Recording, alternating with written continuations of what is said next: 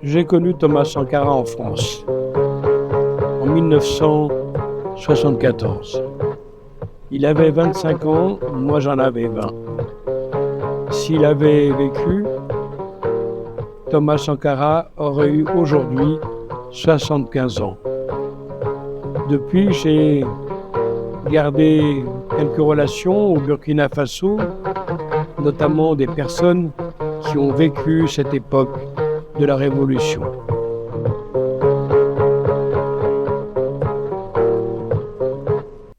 Oui, je me suis mis dans la peau de Thomas Sankara pour raconter cette histoire, mais ce fut très difficile. J'avais réussi assez facilement à entrer dans le cerveau de Léonard de Vinci, si je puis dire, qui est mon dernier roman, mais avec Sankara, ça a été très difficile. Pourquoi ? Les idiots disent que c'est parce que Sankara était un noir et moi un occidental.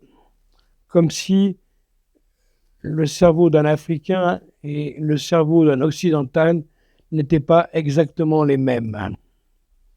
Non, si j'ai eu des difficultés, c'est parce que je n'ai jamais connu quelqu'un d'aussi intègre que Thomas Sankara. La notion d'intégrité est une qualité humaine qui m'a constamment fasciné au cours de l'écriture de ce livre.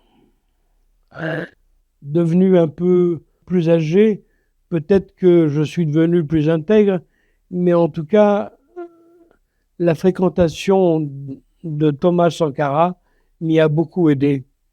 Avec lui, on apprend ce qu'est l'intégrité matérielle, ce qu'est l'intégrité intellectuelle et l'intégrité du cœur. Et sans intégrité, il n'y a pas de révolution possible. La notion d'intégrité est quelque chose de tellement fascinant que ça a été mon interrogation pendant toute l'écriture de ce livre. Comment ? Il sait longtemps à l'avance qu'il va être assassiné, il sait qui va l'assassiner, et pourtant, il ne veut pas remplir ses mains de sang. Voilà, donc cette intégrité, il